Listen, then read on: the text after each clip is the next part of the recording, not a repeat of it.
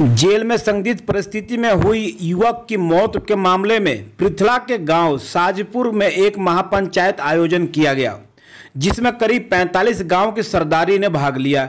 इस मौके पर 51 सदस्य कमेटी का गठन भी किया गया, जो जल्द ही मुख्यमंत्री मनोहर लाल से मिलेगी और सीबीआई से जांच की मांग की जाएगी, ताकि जो दोषी पुलिसकर्मी हैं उनके खिलाफ सख्त से सख्त कार्रवाई हो सके। गांव की सरदारी का कहना है कि विधायक नैनपाल ने उन्हें न्याय दिलाने के लिए आश्वासन दिया है।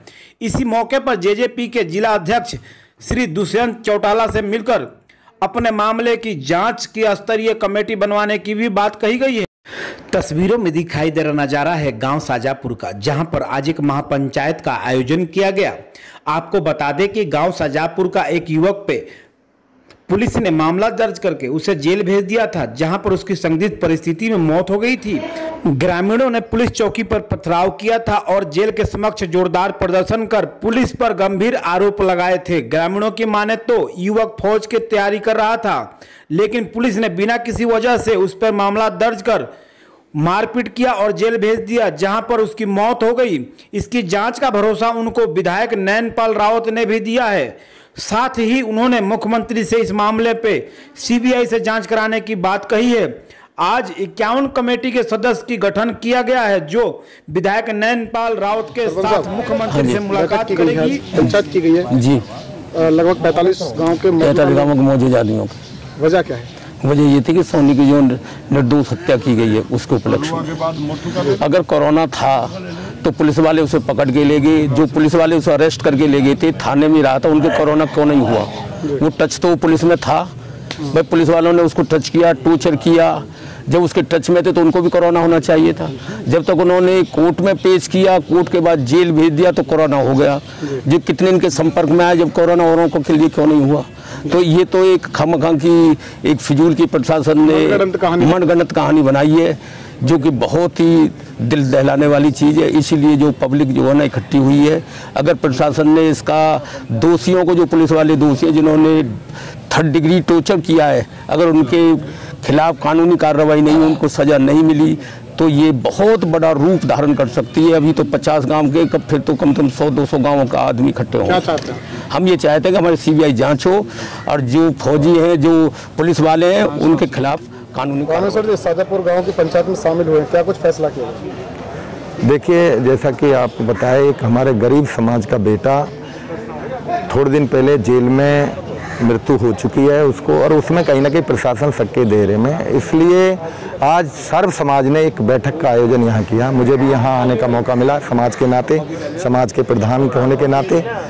यहाँ पे बहुत सारी बातें रखी गई। जिस तरीके से ये समाज के एक बेटा, एक जवान जो फौज की तैयारी कर रहा था, मतलब बेहद दुखद ये घटना हुई है, जिससे पूरा गांव नहीं, पूरा ये जो एरिया है, पूरा जिला फरीदाबाद बिल्कुल सख्ते में है। और बहुत ही संवेदना पूर्व इस समय जो माहौल बना हुआ है, बहुत ही संवेदनशील माहौल बना हुआ है। इसमें मौका लिए, इसमें बराबर सभी लोगों की एक ही मांग है कि भाई इसकी सीबीआई जांच की जाए। कैसे एक दिन में ये जेल में जाकर के मृत्यु हो गई, कैसे इसने फांसी लगा ली, फांसी को चूम लिया, और जिस तरीके से उसके बाद भी जो घटनाक्रम हुआ, बीके हॉस्पिटल में डेड बॉडी को पहचानने लायक तलक भी नहीं छोड़ा गया। तो इसमें कहीं ना कहीं बहुत ही मतलब एक शक जा रहा है कि भाई कैसे इस तरीके से होगा। उसकी जांच के लिए आज यहाँ पे एक कमेटी गठित की गई है, जिसमें सभी तरफ से, सभी समाज की तरफ से ये मांग की गई कि भाई इसकी जांच सीबीआई जांच की तरफ से की जाए।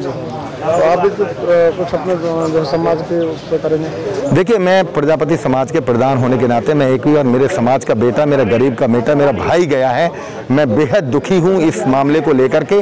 और हम यहाँ नहीं, देखो ये मनोहर लाल की सरकार है, चाहे कुछ भी हो जाए, किसी को भी बख्शा नहीं जाएगा। जो इसमें दोषी होगा पूर्ण सजा दिलवाकर इसमें रहेंगे। हम पूरी अपनी कोशिश करेंगे कि किसी भी तरीके से अपने पीड़ित परिवार को हमें न्याय मिल सके। इस लड़ाई को मुख्यमंत्री तक भी लेके जाएंगे, और इस लड़ाई को हम राष्ट्रीय पिछड़ा वर्ग आयोग में भी लेके जाएंगे, क्योंकि ये जिस तरीके की घटना हुई है, ये बहुत ही दुखद घटना है, जिससे पूरा समाज और पूरा जिला हमारा दुखी है। इस तरीके से इसमें यहाँ बिल्कुल सीबीआई जांच होनी चाहिए। इसमें दूध का दूध, पानी का पानी होना चाहिए, ताकि हमें न्याय मिल सके, परिवार को न्याय मिल सके, और हम सम्मानपूर्वक पूर्वक जी सकें। महापंचायत का आयोजन किया गया है, वजह क्या है?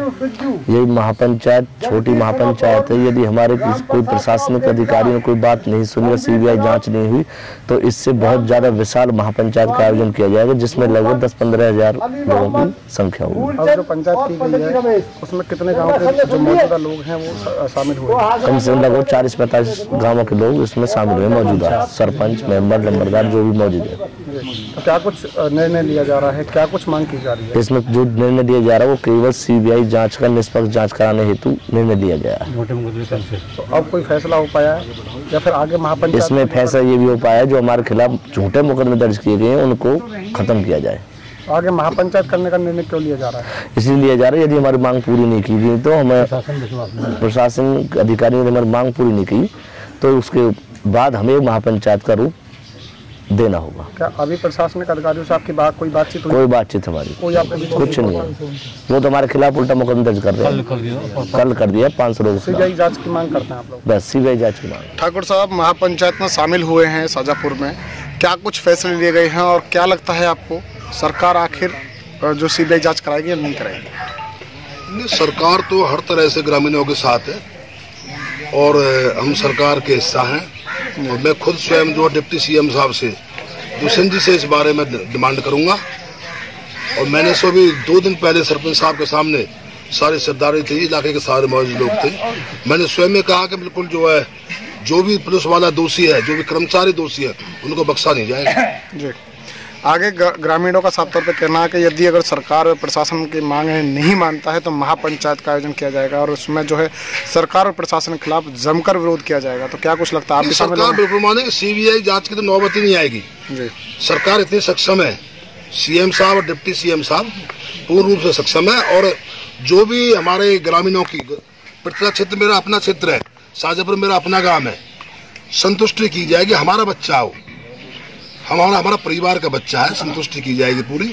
और जो पुलिस ने जो निर्दोष बच्चों के खिलाफ केस दर्ज किए हैं उन केसों को वापस लिया जाएगा। एक सवाल मेरे यहाँ पर, लगातार जिस तरीके से इतने दिन इस प्रकरण में बीत गए, क्या सरकार को नहीं पता चला था कि शाजापुर गांव के लड़के के साथ क्या हुआ है? इस बीच सरकार ने क्यों नहीं उस पर जो संज्ञान लिया? आप कह रहे हैं कि सीबीआई की जांच की नौबत ही नहीं आएगी, तो सरकार इतने दिन से कहाँ सो रही? लगातार मीडिया जो है खबर चला रहा है, लगातार सरकार की नज़र में पहुँच चुका होगा मामला।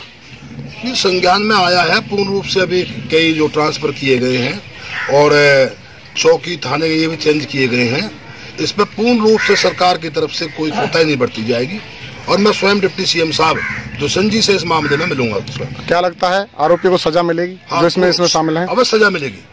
और जो भी हमारे बच्चों के खिलाफ मुकदमे गलत तरीके से किए गए हैं वो सारे खारिज होंगे। एक आखिरी सवाल, 500 लोगों के 500 लोगों के खिलाफ मामला दर्ज किया है रोड जाम करने के चक्कर में। पुलिस कार्रवाई सच्ची करने की बजाय झूठी कार्रवाई की ओर भग रही है। नहीं, ये तो अज्ञात के खिलाफ केस दर्ज, किसी के नाम से कोई केस दर्ज नहीं। और इन केसों को भी जो है ना, इसको रद्द किया जाएगा इन केसों।